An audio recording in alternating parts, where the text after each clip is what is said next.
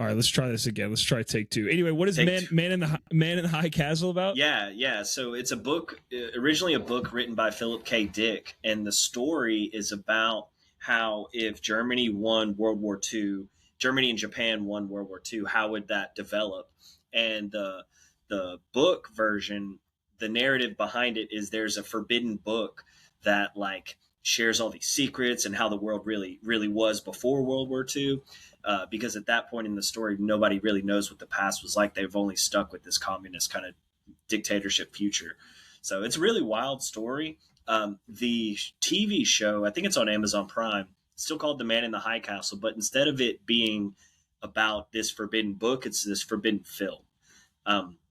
So the concepts are probably still the same. I just haven't sat down and watched the show, but I feel like you would like it. You would definitely like the book. Philip K. Dick is an amazing sci-fi writer. If you haven't heard of him. I need to write this down because I didn't know this was a thing. Yeah, The Americans. It's a Emmy award-winning show, but it's from FX, and I'm like a big FX guy. You know, they do Archer, Always Sunny, Fargo, like a bunch of those, Snowfall, a bunch of those really popular shows. But we just sat down to start to watch it. We're like 2 episodes away from the end of season 1, and we're fucking hooked. So we're trying to knock out episodes like whenever. Right. I've watched the first 2 episodes of the Man in the High Castle show, and it's fucking great. It's like very interesting, and like they like have divided up the country into like the East Coast, basically all the way into the Midwest is Germany, and then the West Coast all the way to the Midwest is Japan, like Japan and Germany, and so they're like also kind of like warring over this middle ground, and there's like kind of like a ground, you know, like a even ground type of situation throughout the Midwest. It's really, it takes a long time to get into the story, but it's really good once it does. I would definitely get into that. Also, I don't know what y'all's drink of choice is. Mine is Biro. This is a non-alcoholic beer. So I'm trying to cut back on my alcohol consumption. And I was going to buy these this weekend, but I got to try them first, right? You know, you got to give them a shot to see if they taste good. This is a nice Pilsner. You know, it's a nice little English Pilsner. And let me tell you guys, if you're starting to get drunker, if 16 beers are hitting you harder than they used to, try a Biro. Biro, please sponsor us. Because this is the future. Why did you select Biro as your non-alcoholic beer of choice? Because there's so many options that you have now. Quite frankly, I really like the design of the can. Look at it. It's a nice dark green with gold. Biro, I thought the name was creative, so I just went with it. But yeah, it's pretty nice. It gives horizon line, sunset, beachy vibes. Yeah, the can. It's like now you can see it. It's not blurry anymore because you're drinking Biro. Right, there you go.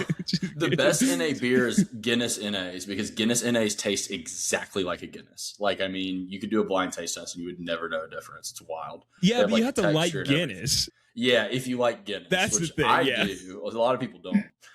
My drink of choice today is Trader Joe's lime-flavored sparkling water.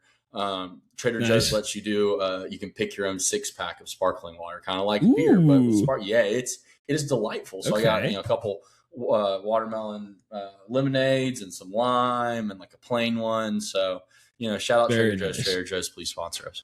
Yeah, for sure. Yeah. Well, ladies and gentlemen, welcome back. It's Totally Biased Music. Today, we are reviewing Camp and Obsession. I'm really excited for both. I'm super excited for both these. I'm excited for this episode, especially Obsession. Got a lot to talk about with Obsession. Got a lot to talk about Obsession.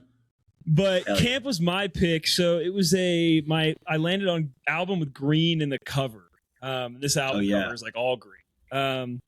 And so I told you guys last week, or 2 weeks ago, whenever we recorded, I don't know how this is going to be revisiting. I don't know how it's aged because I used to listen to this a lot, end of high school, early college.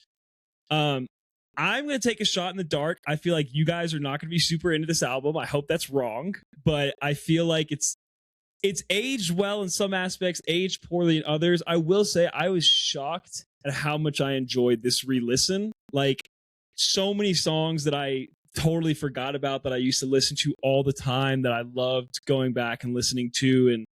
And, there's a lot of grown-up concepts in this, but you can tell he's still very much a kid. He's super young when he recorded this, and there's songs where he talks like a kid, but man, there's some bars and some songs in here that just make me laugh. Like, the album's funny at times, and he has some of these one-liners that really crack me up, but he also, tackles certain issues. He talks a lot about race. Talks a lot about race. Really loves Asian women. Shout out to Asian women. Yeah, he does. He mentions it on like six of the 10 songs. So good for him. He's like Drake and Nicki Minaj in like the same time period, actually. Exactly. So yeah, I really enjoyed the listening. I got to tell y'all, like I had a bunch of top tracks, a bunch of honorable mentions. I didn't have a ton of bottom tracks. So I feel like it's not going to go. I think there's a little nostalgia with me, but I'm really interested to hear what you guys think. So Trey, was this was a re-listen for you, a first listen? Tell me about it. It was a re-listen, but it wasn't something I played like regularly. I really enjoyed a lot of it. First off, I mean, he's so funny. Like his comedic like writing and timing with some of these bars. I mean, you cannot deny the comedy aspect of this. And I really liked that it kind of took me back to this era of backpack rap. Like, he's like very conscious of being backpack rap throughout this. And I think that kind of makes it like cool at a time where that was like considered not as cool. So I like those aspects of it. Some things that I think did not age well is the recording quality on some of these tracks is like really poor, which I was like, it's not something I ever would have thought about before, probably just because of like, you know, the time. I don't know if he recorded this with a major label or not. I guess I probably should have looked that up. But, you know, even like it took me a while to kind of get over that for the first few tracks. And then once I kind of my ears adjusted from like modern listening and modern mastering and stuff like that to kind of this more like I probably do it yourself style that he recorded this in, I started to enjoy the album a lot more. So yeah, a lot of top tracks, not a lot of bottom ones. Definitely some really, you know, and also like Bonfire, Heartbeat, like I kind of forgot about those songs. Like those songs are bangers. Same. I forgot about a lot of kind of like when I think of Childish Gambino now, I think of course, because of the internet, and then I think of Awaken My Love just because like how bold and like how cool that album was. And this is obviously not those albums, and it's definitely not Awaken My Love, but it definitely has its place, like obviously in his history and just like in backpack rap history in general. 100%. But yeah, Anthony, what'd you think?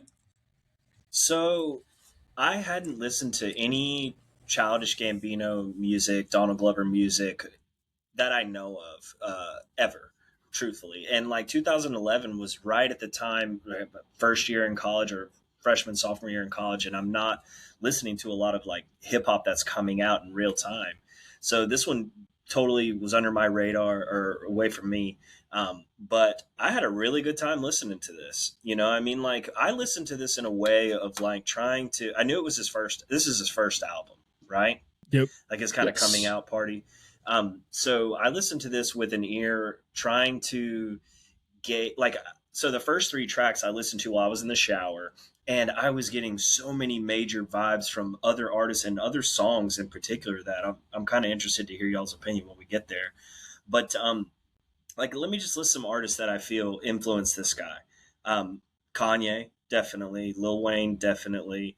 Tyler, the Creator, John Legend, Usher, Biz Markie. You know, like I was getting all these vibes from these other artists, but it was new and it was original. So I really enjoyed the listen and kind of trying to, you know, decipher where he came from or what he's talking about. You know, I wrote down Wild Child. Like it felt like every song, I didn't know where or any direction he could go. So really, I was very open to the experience of listening to it. Something I found out looking into this album is he collaborated with a composer. His name is Ludwig Göransson. I wouldn't be able to pronounce his last name, but this is like Christopher Nolan's producer who's helped in a lot of movies: Oppenheimer, Sinners, Odyssey, Black Panther, Creed, Venom. Like the dude has done a lot of movie scores. So I think he got his start with Childish Gambino. Like I think they were partners first, and that's kind of where he started out. Like they were boys, wow. And then he's taken off in like the score area. That would make sense. I mean, like there's a lot.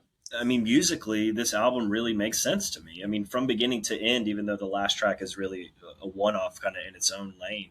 But I had a really good time. You know, I'm excited to talk about it, and glad you got to bring it to the podcast. Fuck yeah, it makes me feel a lot better because I was so happy listening to this. I was like, this is gonna really suck if Trey and Anthony dunk on this because I was really excited about it. Well, I listened to it and I was like, I think Anthony's really gonna like this. Like I was like, I feel like this is hip hop that's in Anthony's lane. You know, nice, very nice.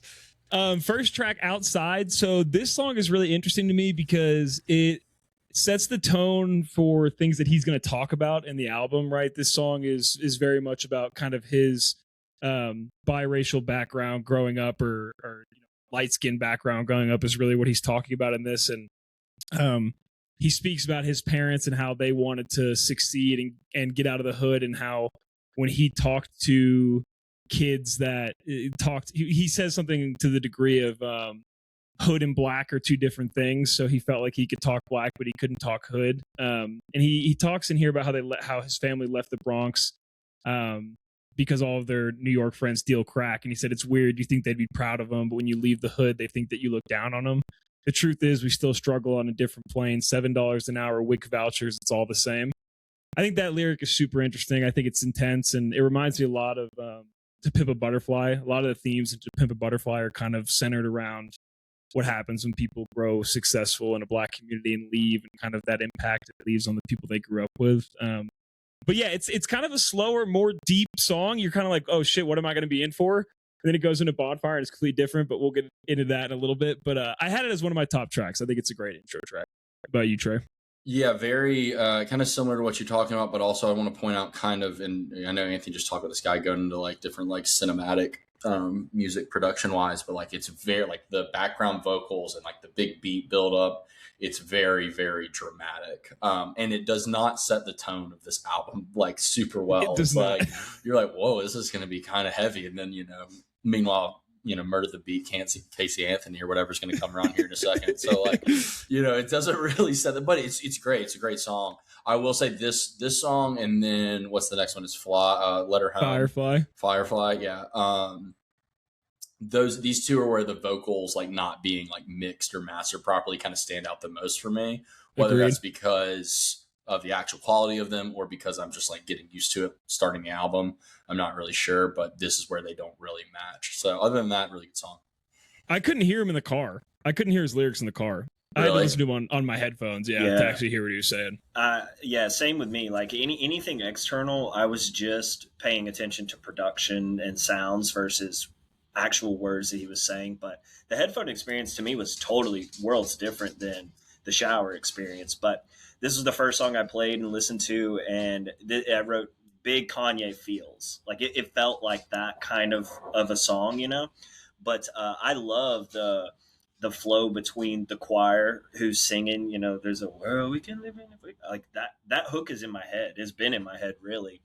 But what gets me the most in this song, and I knew it was coming too, there's a part where they isolate everything except for the choir, and they're just singing this kind of chorus, and that beat's about to come in, and when it does, it punches so good. So, I mean, it was impactful, this song for sure. But I love a song that can really strip everything back and then bring it right back to you. So Outside was one of my top tracks for sure. Fuck yeah. Nice. Next track, Firefly. This is one of my only two bottom songs.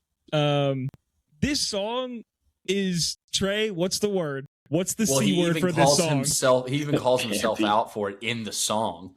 He has a line that says, I know Donald Glover, he weak man, he can't be. And like, this is him trying too hard not to be. So exactly. Like, yeah, it's a and like coming after that first track, it makes no sense. It also is a bottom track for me. Yeah, I find it so bad corny by itself necessarily, but I don't know. It is very, very campy. Well, I like the opening when the sea is in the streets, although I want to say, like it's a good opening, and then I hate the chorus and I just hate the rest of it. So it's a bottom for me. Anything you want to add, Trey, before going to Anthony? No, I mean, I kind of said it there. I'm with you. This is a bottom track for me. Fair. Okay, so I want to try to see what y'all think about this. So second song on the album. So I was in the shower listening to this, and in my head, I'm repeating a rhythm that reminds me so much of another song that I'm like, how can they not be related or influenced by or whatever? But like, I'm curious to get y'all's thoughts. So listen to Firefly and then listen to The Good Life by Kanye. Okay. It's very similar. It is like very similar, spot on, right? Where in my head, I was just throw your hands up in the sky. It's like, it is there. It's there and it's undeniable. It's to the point bounce. Where, like the bounce with of the synths too, right?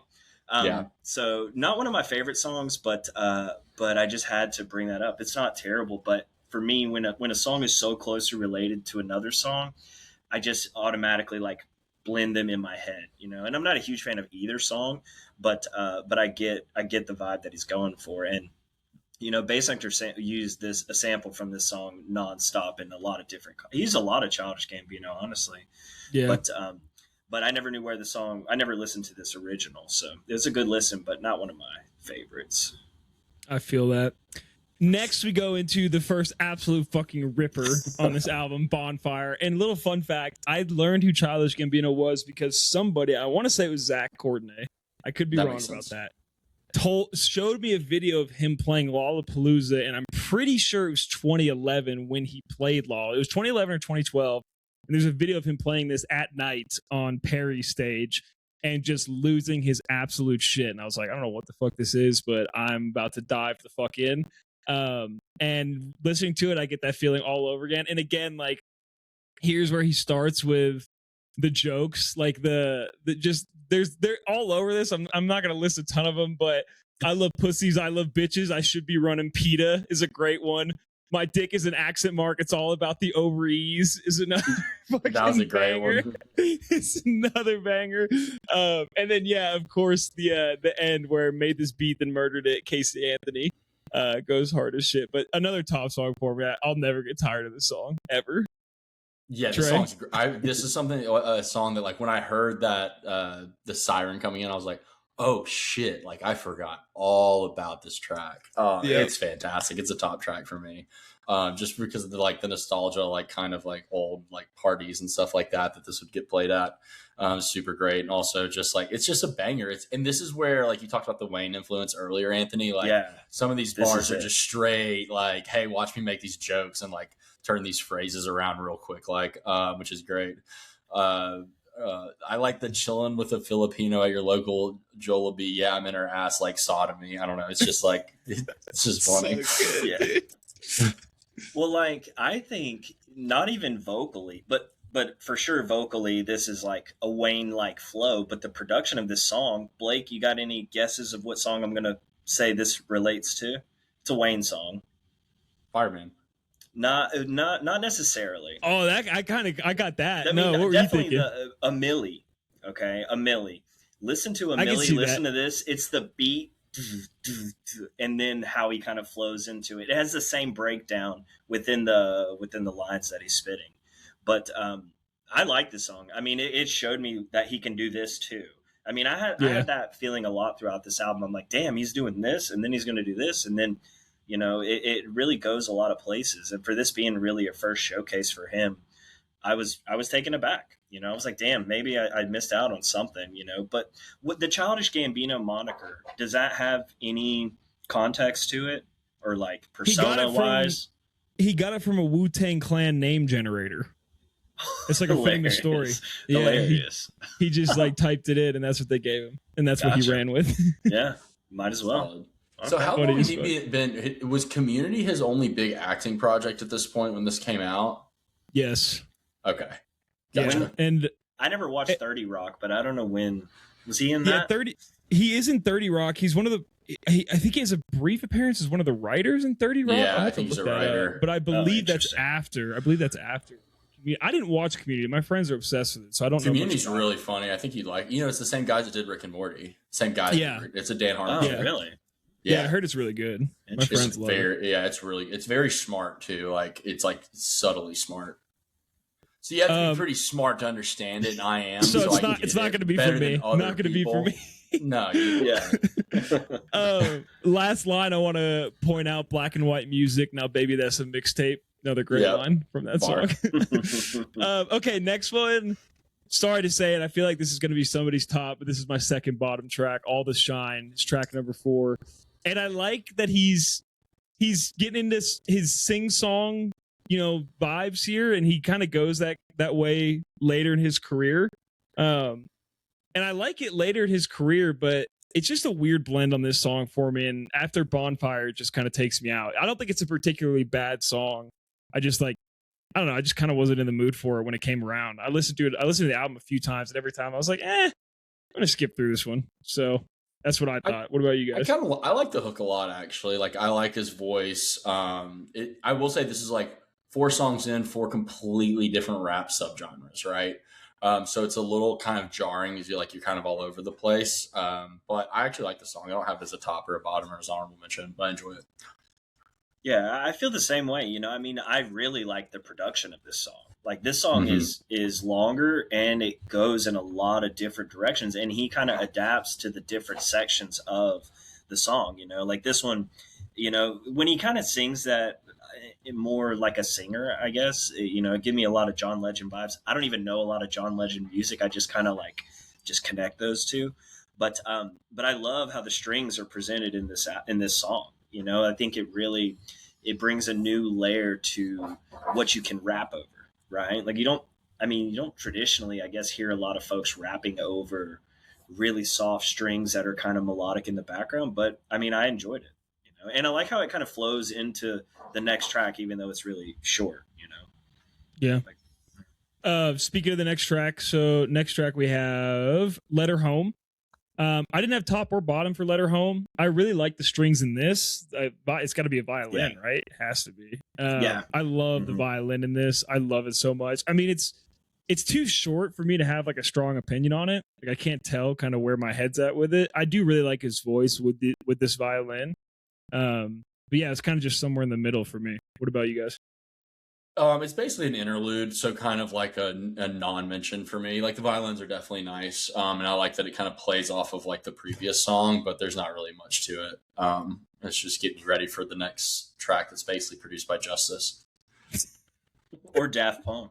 But Let Her Home to me. So it definitely is kind of I think it's kind of like a closer of the first side, perhaps, of this record. I don't know how it's broken up on vinyl, but if you fast forward a little bit halfway into Let Her Home, just listen to the violin chops and then go listen to All of the Lights by Kanye and know that they are made to be put together. Like, I feel like I could do a mashup of this album with other tracks and it would be sick, I feel. But that's how my brain works. When I hear those chops, I'm like, where have I heard? Oh, and then it got me there. But All of the Lights definitely gave me feelings out of it. But I love the way the violin builds in that song. Yeah, 100%. Nice. Okay, track 6, Heartbeat. Oh my goodness, Trey, talk about a song I forgot about. I totally forgot about Heartbeat. This beat is so fucking good, and this concept is so timeless. We broke up for a reason. I don't want to be broken up. The sex is fire. You're fucking insane, but I still love you. I got these girlfriends. They're not really my girlfriends, so I'm still thinking about you. Like, there's so many lines you can pick from this song. A couple of my favorites are I miss the sex when you kiss whenever you're through. 69 is the only dinner for two. I was wrong, but would you have listened to you? You were crazy. That's a great line. But yeah, the whole song is just this back. So Blake. It really is the whole song, man. It just hits it strikes a chord, and every time I listen to it, I just find another line that I love so much. But I love the song. Another top song for me. I'm on the fence with this one because I like it now that I've been away from it from so long. But I remember there was a time period where, man, this song was playing everywhere you went all the time. True. It was super annoying. The beat was annoying. Like everything about it was annoying.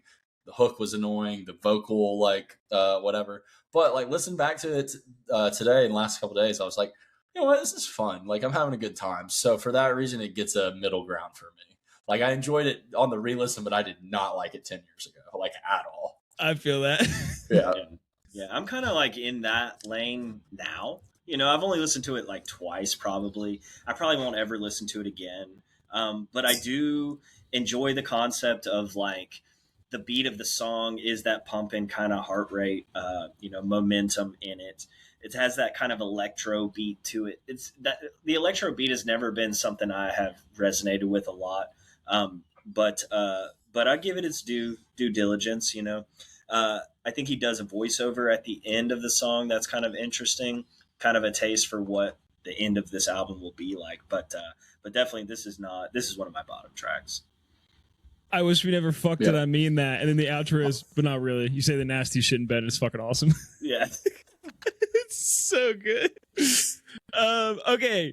Track 7. Spoiler alert. This is my favorite track on the album. Backpackers. Hey, me too. Fuck yes. Let's go. This song goes so fucking hard. I want to tell you, when I was in college, my freshman year of college, we used to play this song and we'd let the whole intro run through. And then when he said, "It's Childish, baby, Mr. Talk about his dick again," we would just change it just because we thought that line was so funny. Like, we just let that line play. But there's so many funny lines in this song. And I can't wait. Hang on.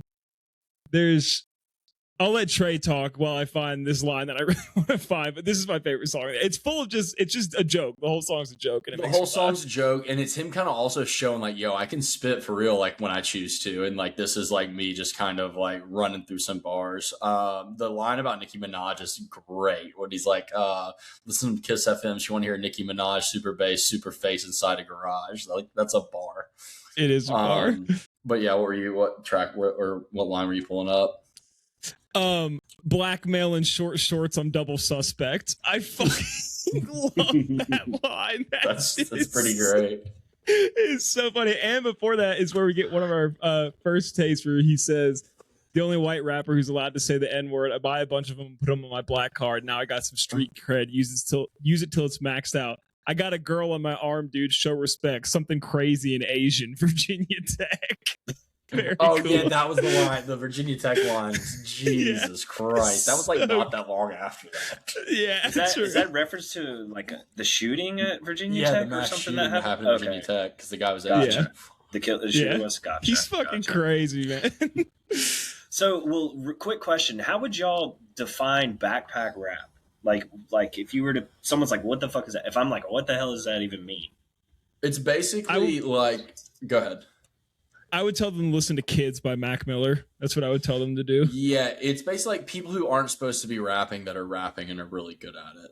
I mean, that's not really probably the objective perspective of it, but it's just like people that are not your typical, like coming from like directly from poverty or whatever, only talking about poverty type of things. Like it's kind of a thing that Kanye basically invented in a lot of ways. And then a lot of people kind of took the mantle up from like Kid Cudi to Mac Miller to even like kind of Wiz Khalifa's in that general like time frame, but not really, like Lupe Fiasco, Childish Gambino, Chance the Rapper in a lot of ways, like just these guys that are kind of you're not your typical hip hop people. It's kind of like corny. It's like kind of like corny, like corny rap almost, but it works. It's like some corny of it's rap that corny works. and some of it's not. And some of these guys like started out being kind of corny and then evolved into legendary artists. Gotcha.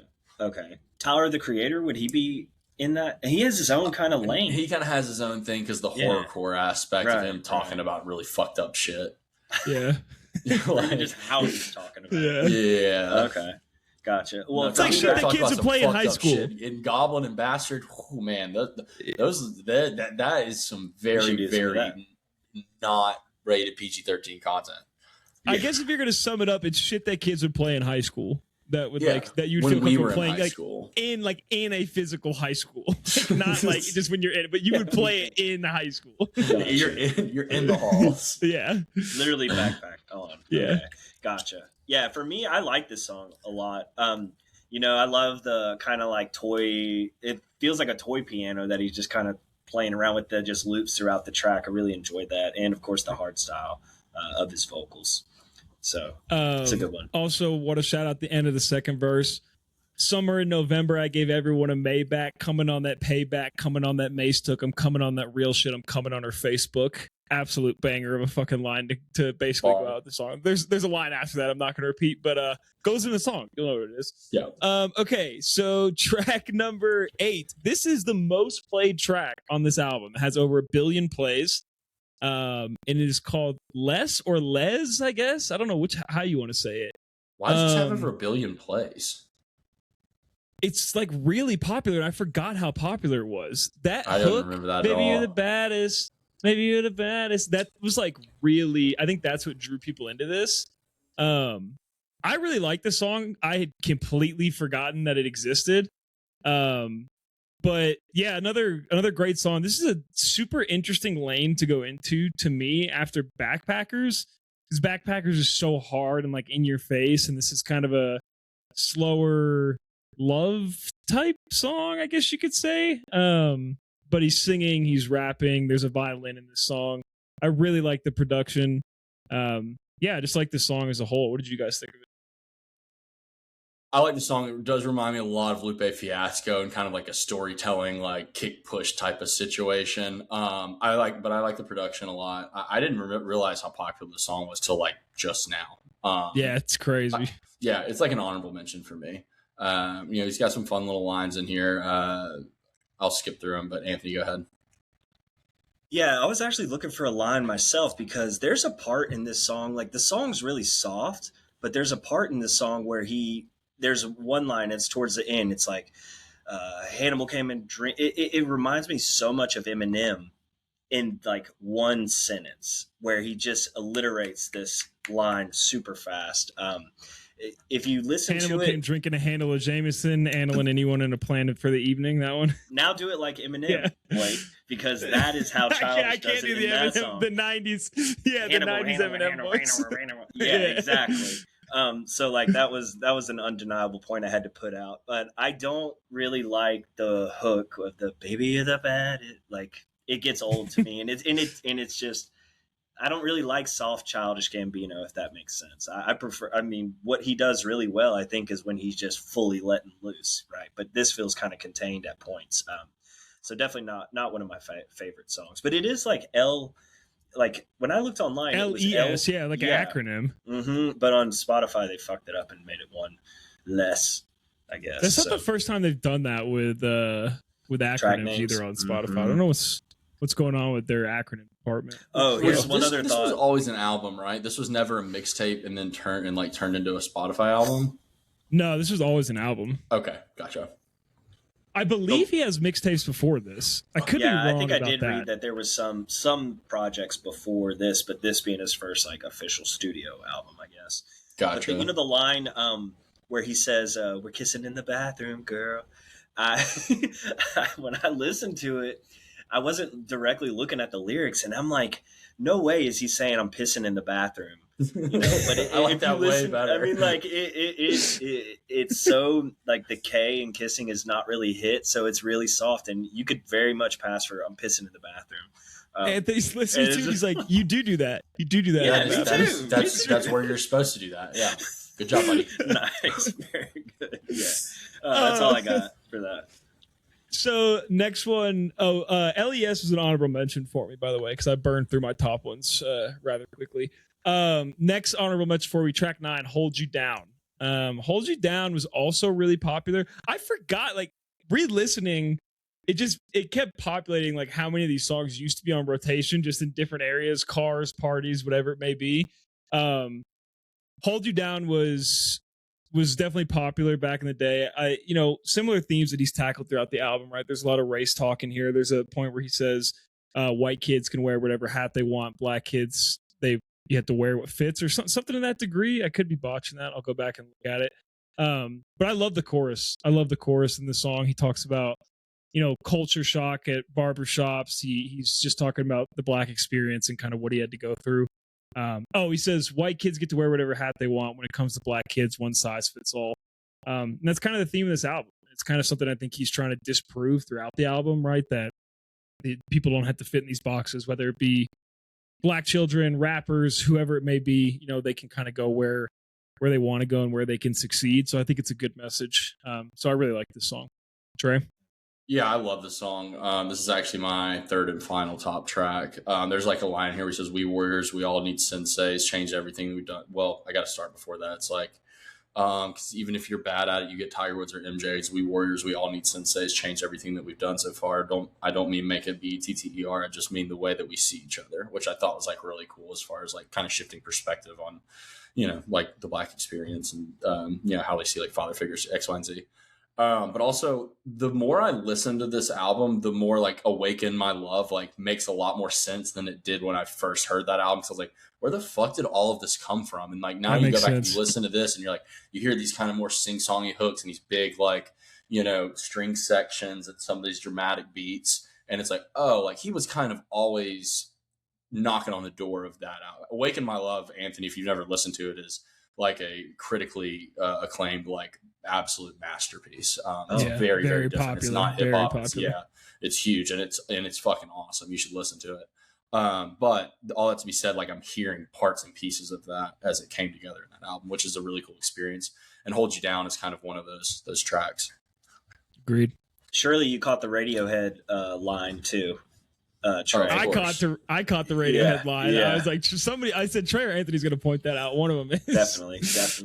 I really like this song. It seems like very personal, like one of the more personal tracks that are. I mean, this album is laced with personal experience and stuff, but that one especially feels like it. But on the topic of white kids wearing all hats or whatever that line was, I grew up my whole life having to wear youth size hats, so I could not wear any of the fitted hats or whatever. It took me a while to let you, or because your head was too small. Literally my head was tiny. Yes, my head was small. Did I know that?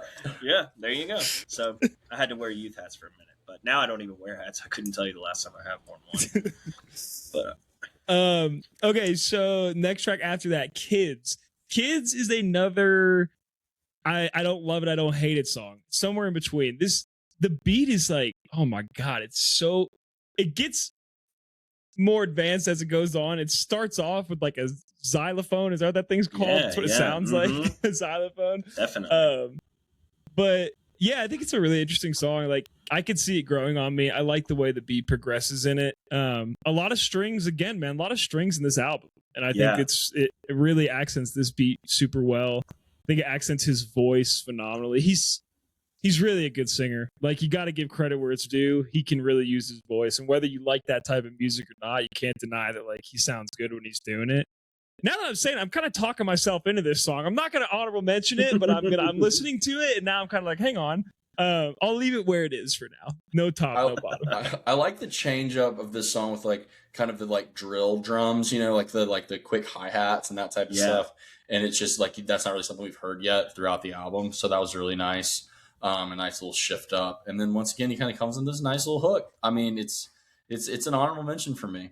It's definitely, it's one of those things that kind of grows and grows on you the more you listen to it. So, yeah.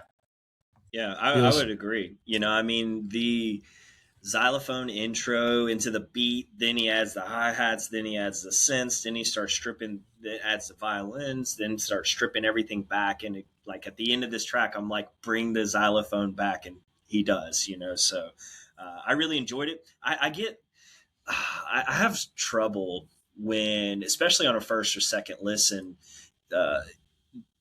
picking which lane I want to listen to, because the production was so intriguing to me, and I'm like very much paying attention to that. And then I don't pay attention a lot to the vocals, but it wasn't in any way distracting. I just, kind of choose which one you want to listen to. But I enjoyed it. I enjoyed Kids.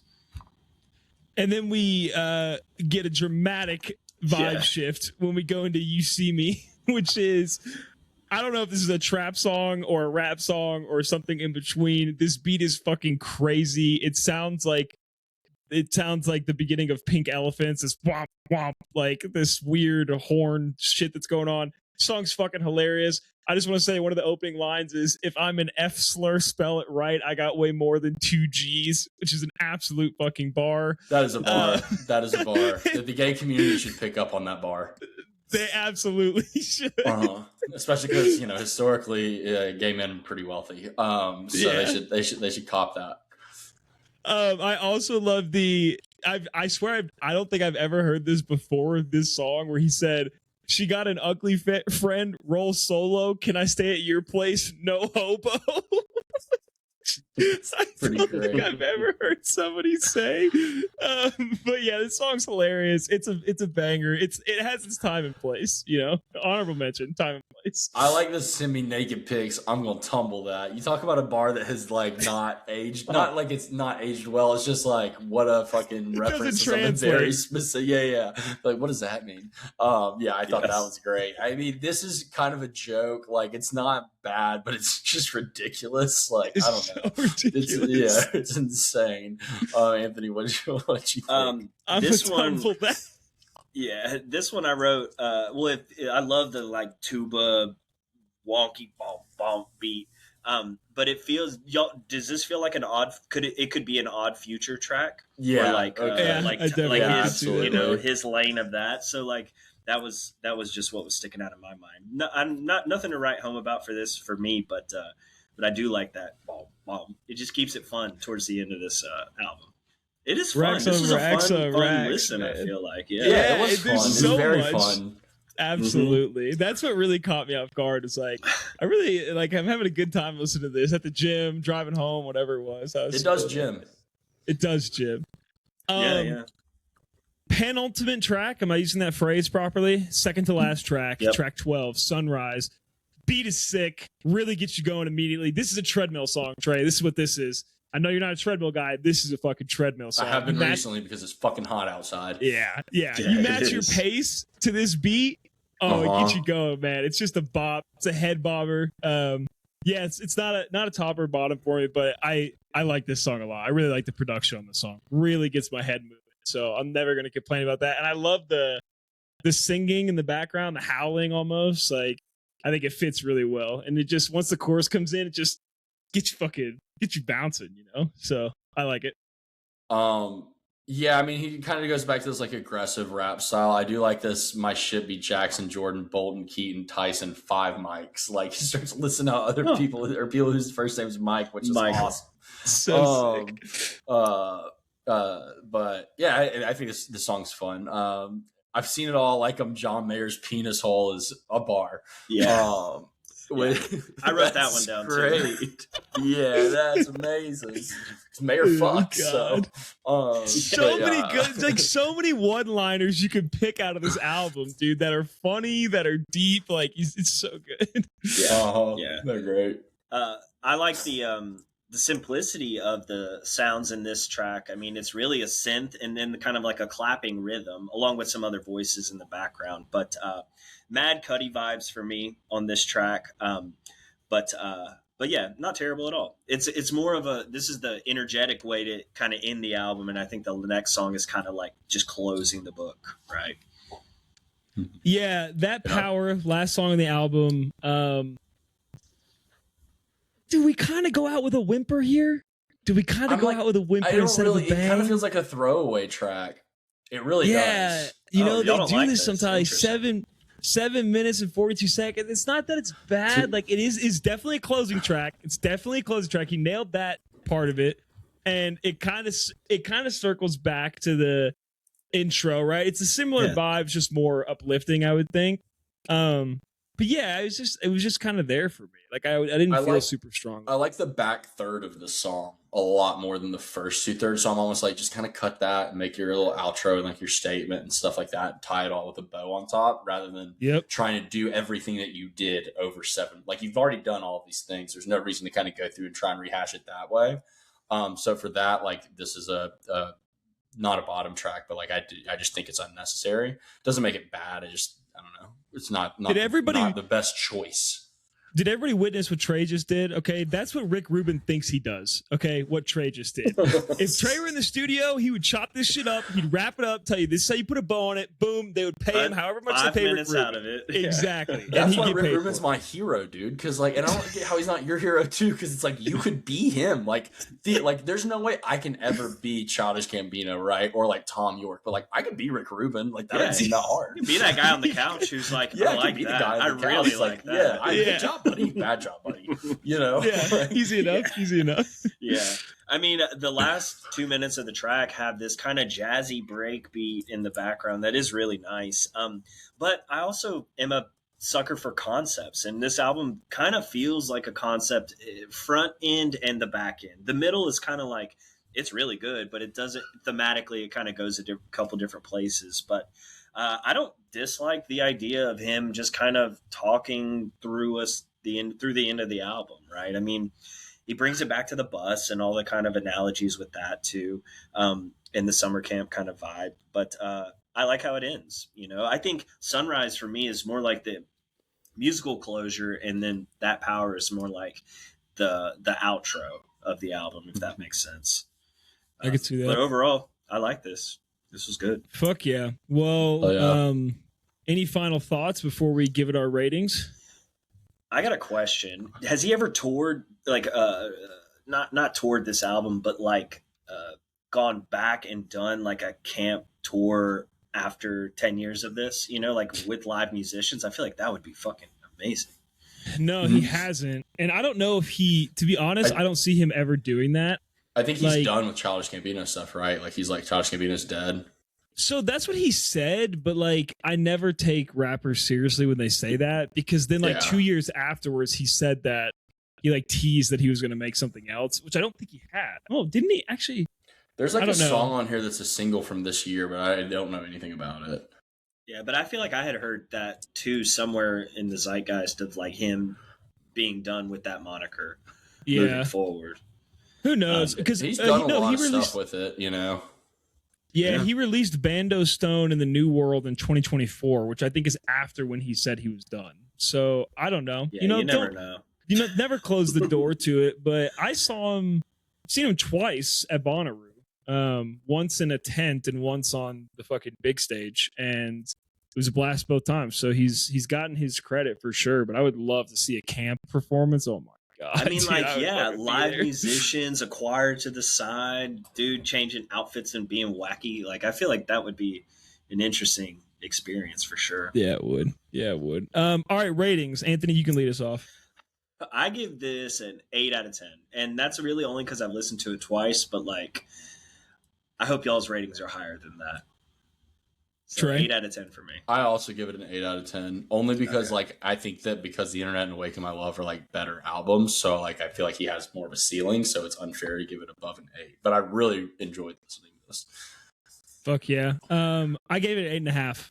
I think that like there's so many, like I said, like you guys said, it's just a shit ton of fun to listen to. I was laughing, I was dancing, I was getting super into it, I was rapping like I used to in college. Like there's a nostalgia factor, but I'm very happy that it worked out, because in my head, for some reason, I thought this album was going to age really bad and that we weren't going to like it. And I'm glad that is not the case. So I was definitely nervous before I turned it on. I'm like, 2011, I have no idea rap at this time, you know, what's it going to be like? But like, I guess this is more of a rap album, but like musically, it really can go in a lot of different directions. So I enjoyed the variety. True.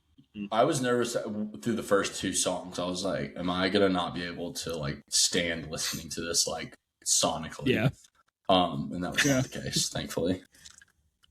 Hell yeah. Well, Camp, Childish Gambino, go listen to it if you haven't. Let's get into Rides or Dies. Who wants to lead us off? I'll start. So my track, y'all do not know the name of this track because it's written in Japanese, but the track is called Dragon.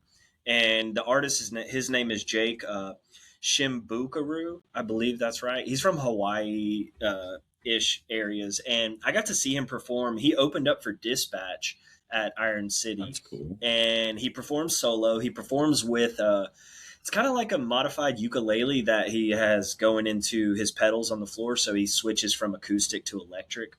And this song live was fucking wild. We were like, holy shit, like we've never heard of this guy. Nobody else really knows who this guy is right now, but like put on a hell of a show. And I really love the melody of this song and how it goes from acoustic to electric back to kind of acoustic. So it has a really good vibe. What'd you guys think? I love this song. You know, I actually went to the Blue Note when I was in Hawaii, you know, a few months ago, and it was like really cool. And the openers were like a singer, songwriter, father, son type of situation. And one was playing a ukulele. And so that was like kind of cool to see that instrument, like not just be hey, let me play some Jason Mraz on the quad, you know what I mean? Like actually being used. So this is sick to like know this was all played on ukulele, because I like looked into the guy for a second. Great song, great pick. He shreds. Played with some crazy people too. Like he's definitely not like a no name by any means. I mean, like in the musician circle, dude, it gets around, right? Yeah. But like from a Alabama guy seeing a band at Iron City, we were like, wow, right. Let's pay attention to him now, for sure. Mm-hmm. Blake, this shit was so fucking cool, and this is not what I expected at all from you, Anthony. I was like, where did this come from? How did he find this guy? So I'm glad that you explained that. This is just like, this is so end of an soothing, epic surf. Like it's the end of an epic surf film, and not like a Hollywood film. It's like surfers got together and they didn't make a 10-minute movie. They made a 47-minute surf movie. and this is the closing track. Okay. And the closing shot is them on the boards in the ocean. Somebody's on the beach, zoomed in, sun setting behind them, so all you see is silhouettes. That's the closing scene. That's the closing song. Wrap it up right there. That's what I picture, and I fucking love it. Yeah, Hard I rides. like that too. Blakeville Jazz Cinematic Universe, ladies and gentlemen. Who's the movie version of Rick Rubin? Because homie's got competition. Right. It's about to be me. Yeah, there you go. All right, Trey, what do you got? It's Michael Bay, by the way. I have. Fuck yeah, it is. Hell yeah. So I brought a song, and the song that I brought is a song by a band called Little Feat. Which, if you don't know anything about Little Feat, they're kind of like an old. They're still touring, not with their original lineup, because I believe that they're, several of them are dead. But the song is from this really epic album called "Waiting for Columbus." The song is "Time Loves a Hero." It's relatively popular, but I brought it because I've been mixing vinyl while I've been at work, like throughout the day, which has been a ton of fun. And this record has been, Anthony, you should come check it out. This record has been one that's like my go-to, like, if I need to like use it to transition or whatever really quick and just play like a quick track that I think people are really going to enjoy. I've been playing the C side of this double LP. So, Time Loves a Hero, Little Feat. Absolutely love the song. I've never even heard of these guys, which is crazy. And I like the first part of the track, I was like, okay, like, when am I going to get into this? Am I going to get into this? And then about 2 minutes in, Buddy starts shredding on that guitar, really fucking letting it loose. And I was like, oh yeah, these are big time right here. Fish is like super influenced by these guys. Nice. I can I can tell that makes a lot of sense. I loved it. It was a ride for sure. It took me a second to get there, but I got there for sure. Nice. Yeah, I agree. Definitely rides. I was just curious to see when this band formed originally, and it's like 1969. Because like I've not seen them live, but I've heard about them just in circles, but never really like figured out who these guys are. But definitely gets a rides. Have you brought up Little Feat track before, Trey, in the past for Rides or Die? You think? Maybe, probably. Maybe they just ended up on a playlist somewhere. Yeah. Gotcha. Yeah, probably something like that. They're kind of in like the Grateful Dead sphere a little bit too, like kind of one of the almost like a wing to Fish. Yeah, where like people who are fans of this are fans of that too. So, gotcha. They're great. Beautiful. Okay, I brought a Suicide Boys song, and there's a couple reasons I brought it. First off, you feeling okay, bud? You all right? Yeah, I am. I actually really good. The song, I know you are. That's why I was surprised to see the song. It's just pretty sad. Here's the thing. It's very sad. One reason I picked it is I said Trey is really going to like the name of this song. Was I right about that? You were. The name of this song is "Are You Going to See the Rose in the Vase or the Dust on the Table?" And that is by Suicide Boys. And another reason I picked it is because this is so different than a normal Suicide Boys song. Like a normal Suicide Boys song is hard, aggressive, bangers, scary. This is like, it is sad. I'm not going to deny that. But it's slower. I really love the production on it. It's more kind of, it's like Scrim and what's the second guy's name? I can't remember. Ruby. Scrim and Ruby do a really cool back and forth here with a sing song and like a rap. And Ruby does a good job of rapping and singing together. But I just thought it was a completely different style and one that was maybe more digestible to you guys, but also people that may go listen to it. So if you don't like it, I wouldn't be surprised, but I wanted to give it a shot. And I wanted Trey to see the name too. Yeah. So Trey, thoughts? You're right about the name. Love the name. Secondly, our friend Jared, he like loves Suicide Boys. And he's always like trying to listen to Suicide Boys. Yeah. And whenever I do, I'm like, I like these guys. Like, this is good. This song got a rise for me at 14 seconds in the moment they use a Nextel chirp on the beat. You use a Nextel chirp on a beat, I'm gonna love it. Like, period, point blank. You can say whatever you want. I don't fuck. You can talk about my family by name in the track. If you got a Nextel chirp, I'm giving it a rise. But the song is legitimately really, really good. I love the part at the end where he gets really sad, of course, because he chooses to see the dust on the table. Unfortunately, he does. Which very is true. Pretty, that's why I was like, man, you're all right. But yeah, I really enjoyed the song actually. Fuck yeah. I'm trying to think of what generation would not recognize a Nextel chirp for a Nextel chirp. Does that make sense? Because it's not right after us. Right after that's us. what I mean. Like it's not 3 years after me. Yeah. Yeah. So that'll be a nice little Easter egg that we see probably over time, I feel, from the creatives. But so Suicide Boys and me have never gotten along. Every time somebody has showed me a Suicide Boys track, I've just kind of, not been polite, but internally I'm like, gosh, can we just please change the track? But so for me, this is another thing that it gave me vibes of, and y'all do this sometimes, so I'm going to do it now. So it felt like a bad version of Bone Thugs. Does that make sense? Bone Thugs? I guess. Right? I guess I can see it. I can see the stretch there. I can understand it. Is Bone Thugs a New Orleans group too? Are they from New Orleans? I think they're New Orleans. First off, they're in Harmony, so jot that down. Yeah, they are in Harmony. No, but I don't think New Orleans, but I don't want to quote myself. They're from New York. I want to say East Side. Yeah, somewhere up northeast. But Suicide Boys are from New Orleans. Okay, Cleveland, Ohio. We were all wrong. Wait, I knew that because a guy at my bar the other day was wearing like a Cleveland or Nowhere shirt. And first I was like, sir, wrong. Second Where are you?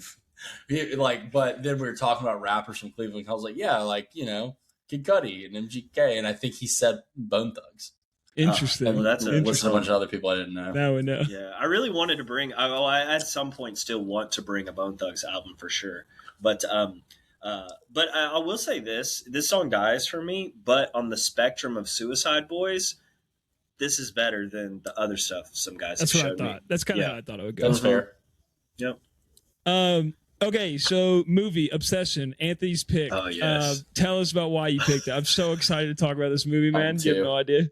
So this movie came out, I don't know, a month and a half ago, maybe. And I was wanting to go see it. I didn't know anything about it. I had no idea what I was going to see on screen or what the storyline was or anything like that.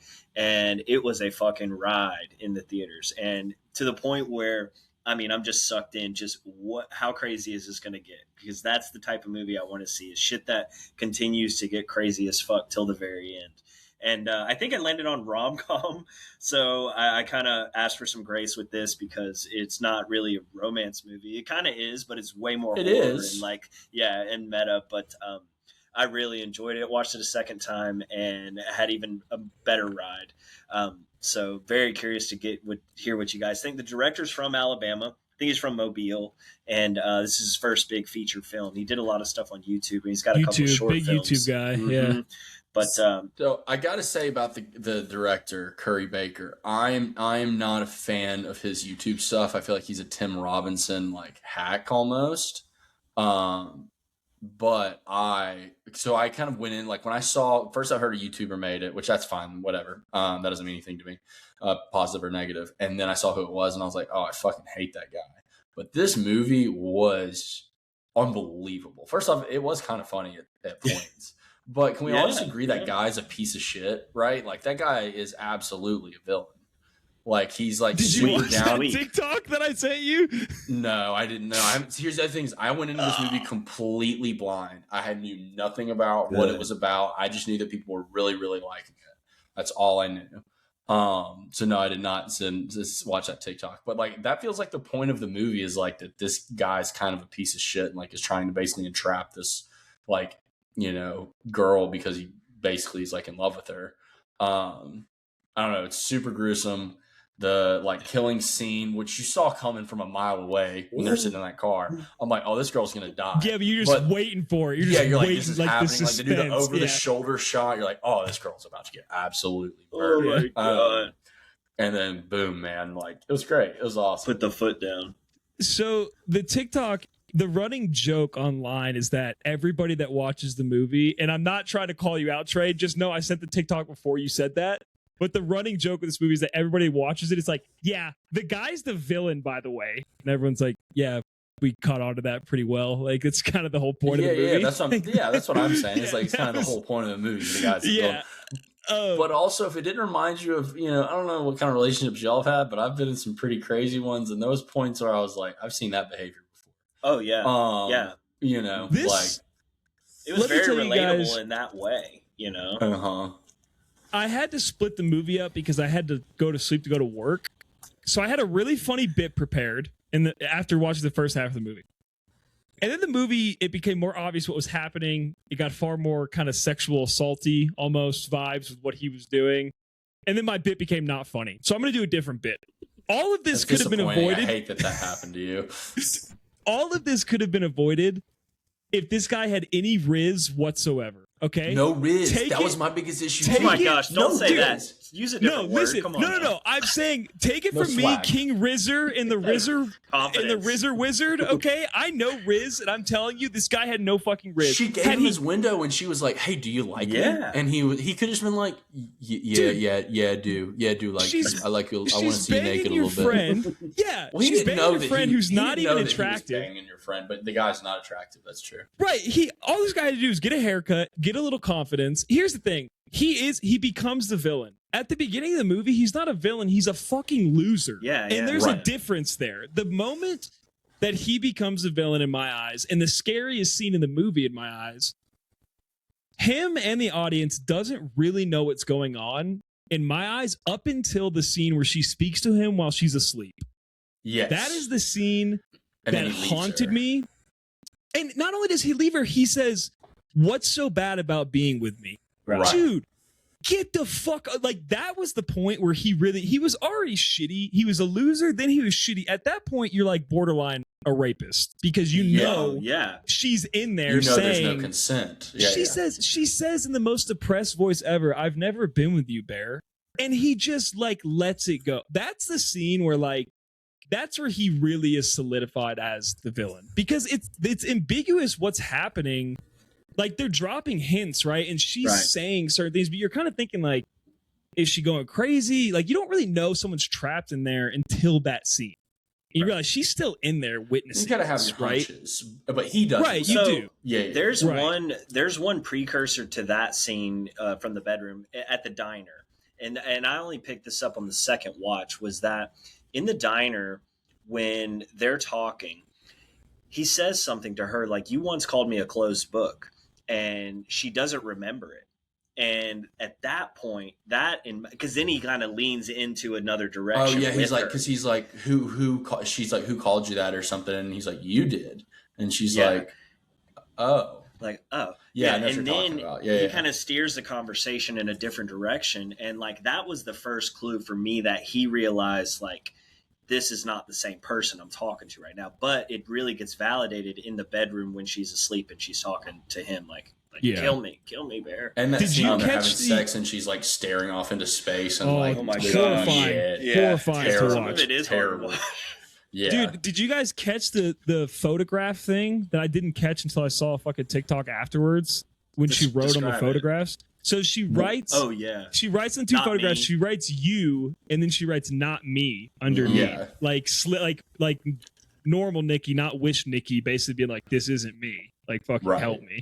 And I didn't catch that. I couldn't tell if that was her in the photo or if that was the girl with the tattoos that he's kind of like. No, it was Nick. It was, but it's like it's wish Nikki because she has like a twisted smile, like a creepy fucking smile. Also, this walking backwards thing, how did they do that? Do you think that they reversed her walking forward? They had to, had to have. Yeah, it was. I don't know. There's no way she moved like that. There's no it had to be reversed. I thought the same. So that's one thing about this movie is like it's such a simple, like almost elementary idea. Is like, what if you wish that a girl loved you?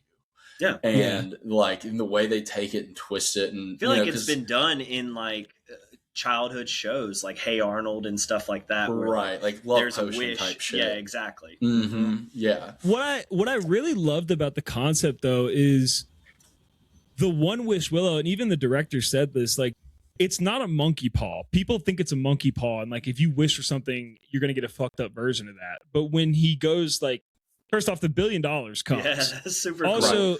the shopkeeper's like, I got my wish. Like, he's happy. He's like, I don't know what the fuck to tell you. Like, so it's the fact that his wish is so inherently fucked up. Yeah. That leads to it being an issue. Like the fact that the One Wish Willow works, it's not always going to lead to something bad. I think it makes the movie even funnier to a degree. or even more fucked up, depending on how you look at it. Well, also there's the thing where like there's they're collectibles, like don't use them, or like no, these really work. Like that whole like online debate where he's going on and people are saying they're collectibles or whatever makes it kind of even cooler, where all these people might have this little thing out there that like is this powerful. Like it means that it always works. It means like it doesn't, you know what I mean? Like there are more out there that people just aren't using because they're collectible items. So I thought that was kind of a cool like little like play. Yeah. Did you catch what one of the Redditors wrote in that post that he was reading about his mom? Please tell me one of you guys caught that. I saw a thing about mom, but I didn't. I watched the video on my phone, by the way. I fucking saw it when I was watching it. One of the Redditors, when he's reading through the thing, it's like people being like, no, it does work. No, yes, it does. Whatever. One of the guys is like, my mom used to be hideous and now she's hot as fuck. Yeah. I saw that one. I think it's so like that guy got his wish and it worked out perfectly. I assumed that it was his mom's wish. Right. There was one other interesting point, and it's at the party scene, and Nikki, is that her name in the film? Yeah, Nikki. Yeah. Nikki, freaky Nikki. She's reading or she's reciting almost like a monologue.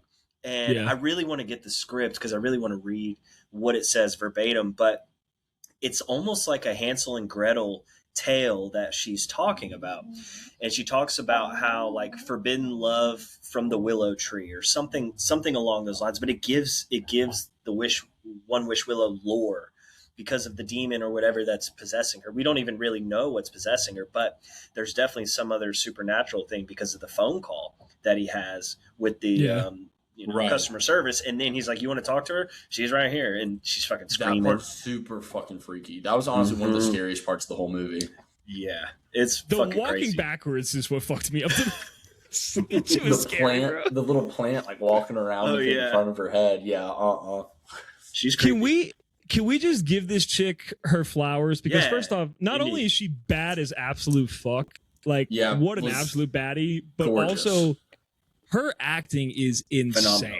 Her facial expressions. Her facial expressions on some Jim Carrey shit. Yeah. Dude, even in the beginning, like the scene at the bar, I keep seeing people post the scene of them at the bar in the very beginning, and they're kind of just chatting when he's like trying to get the courage to say something. And she's talking to him, but like her facial expressions when she's talking or like laughing, like she just looks like a normal human being. Like she did such a good job. Yeah, like, such a good job. When I first watched new on the scene, I've never seen her before. This is her first movie, first big one. Yeah, I mean she does some small roles. I think she used to stream Call of Duty on Twitch before this. Fun fact. Yeah, but when I left the theater, I had a feeling, and I'm not just saying that just to say it now because she is blowing up, but like you leave this movie with the feeling like this is just the beginning for her. Yeah, exactly. Yeah. Mm-hmm. Kind of like Mia Goth in that first. What was that first movie that she was in? Well, she was in not The Shape of Water. Not Pearl, but X. X. That's the first one. Wasn't that her first movie? I think she had been in a couple before that. Cure for Wellness, I think she was in Emma, which is a show, I think, or maybe it's a movie. She was in a few things before that. Cure for Wellness, but like X was the big dual role. Like that's the whole thing about X. Mm-hmm. She's playing Pearl and she's playing Maxine. As an old lady and as young Maxine who's in porn. So like, both of them are skyrocketing. So good for them. Yeah, I thought it was great. I'm really glad I saw it, and I was horrified at moments. Very good. I don't get scared often. Also, perfect ending. Perfect fucking ending. Great to the movie. ending. Yeah. I think the original ending, she was supposed to kill herself. That's what he said. That she was going to snap out of it and then immediately blow her shit smooth off. I like that they didn't do that. Yeah, I like this. I like that they did this. Yeah, I do too. It's like Paranormal Activity. We talked about the alternate ending of Paranormal Activity where she fucking sliced her own throat. But I think I did hear that there may be some not spin-offs, but kind of like building off of this One Wish Willow lore to where like somebody else has a wish or whatever. I think that there's something to that. That could be cool. We like it more. Yeah. It could. Yeah. As a TV show? TV show would be cool. When she makes the wish for him to be in love with her, right? That's the assumption. Why does he take the pills anyway? He took them before she did it. Yeah, he took them in the bathroom. He was going to throw up. She snapped that's what it was. Yeah, that's what I mean. Yeah. Why didn't he throw up then? because he snapped out of it. No, he snapped into it. Well, but he snapped out of like being suicidal because then he was in love with Nikki, so he wasn't thinking about it anymore. Just so he just forgot that he'd done it. Like it's just like he got. Oh, okay. He got brainwashed. You know, he got Nikki, whatever. Yeah, she was under. Yeah, Nikki. Also, there's another theory that I know we got to wrap up because we're running late. We still got to do the wheel, but there's another theory that a death has to occur for the willow to work because the cat dies, he gets his willow. His friend's girlfriend gets her fucking face smashed. His willow works, and then he gets shot in the head, and then her willow works. So there's a theory that it's like there has to be a close death for it to work. I don't know if there's any validity to it, but I thought that was cool. That makes sense. Last note on this for me is like I love all the characters in this movie. Like all the characters are really homies, you know, like it feels like folks that you know and you hung out with. His friend's kind of a piece of shit, but but you know pieces of shit just like that. You know what I mean? Like I'm not saying like he's a great guy, but he's a good character. Like that's what makes good characters, I think. True. Look, I just want to tell you guys, if anything ever happens and I become single again and I'm vibing with a chick and you guys have been fucking her for 2 years, just tell me that. Like, just tell me that, and then like I can avoid everything. No. All right, fair enough. You will find out when you find out. You'll find out when you okay, the Wheel of Fate and Time today. So we're doing the Odyssey for the movie, everybody. Yes. And for the Wheel of Fate and Time, we wanted to go something recent. So what we're going to do is we took Billboard's top 50 albums of 2026. Oh, you actually didn't put Hillary Duff on there? Yeah, we all picked 4 artists. Trey and I both picked James Blake because Trey didn't listen to the fucking rules, and so there's only 11 artists on here. I just didn't read yours, my bad. And so we have 11 artists: Casey Musgraves, James Blake, Hillary Duff, Harry Styles, Mitski, Ratboy, Skrillex, Violet Grohl, Willie Nelson. Is that what that says? Hold on. You need Willie to take Nelson. You need to take Harry Styles out because me and Mally already did that. Remember? Oh fuck. Okay, Harry Styles is out. All right. Ray Kalani. We can leave it in. No. We can leave it in. No. That's right. Anthony wants to leave it in. He wants to do it. No, I was just going to say how I want to almost backtrack on my support for Billboard because when I was digging through these albums, I was like, we're slim pickings of any music that I would really like. So it'll be interesting to see what we get. It's going to be really interesting. Here we go. What artist from 2026, their 2026 album? Please be Hillary Duff, man. Please be Hillary Duff. Willie. No, who's Ray? Ray. Who's Ray, Anthony? I have no idea. Ray. So let me. Okay, hang on. The album is called. It's a long name. The Music May Contain Hope is what it's called. So I listened to the first track of in May. It says May. It doesn't say it does contain hope. So I listened to the first song and it was kind of like her setting the stage for, I guess, the album. So I was like, okay, this can take a spot on there. And there's a Hans Zimmer feature on this album too. So it'll be interesting. It's longer, 1:13. So I apologize in advance about that. But either way, hopefully it's not a terrible listen. I just skipped to like a minute into the first song. I think we can get with this. I think we can get with this. Good. This could work. This could work. Okay. Judging by song titles, it's not. Accidentally stopped the recording trying to stop sharing my screen, so we're gonna have to merge those. Anyway, what were you saying, Trey? Based off of the song names? Based off the song, like there's one that's called the WhatsApp Shakespeare. That's not sparking joy from me, but we'll see how it goes. It could. Well, of the other artists that were on there, I couldn't. It wasn't English. I don't even understand how, like Charlie XCX. You know, that's one example. But there are so many others that I'm like, I couldn't pronounce this if I tried, and that is an immediate turnoff for me. Yeah, there are X's and Z's in places they should not be. Yeah. Well, how do you feel about Vector? Anyway. Well, I mean, there's a story behind that. There's no X's or Z's. There's no X's or Z's. That's true. There's no X's or Z's. Well, and it's a mispronunciation of the original. It's pretty good. It's pretty good, actually. Okay. Nice. All right, so The Music May Contain Hope by Ray is the next album. Odyssey is the next movie. Guys, we ran long. If you stuck around this long, we hope you enjoyed it. Go watch Obsession. Go listen to Camp. And we will see everybody soon. Yes. Look at this plan I'm keeping alive. Peace.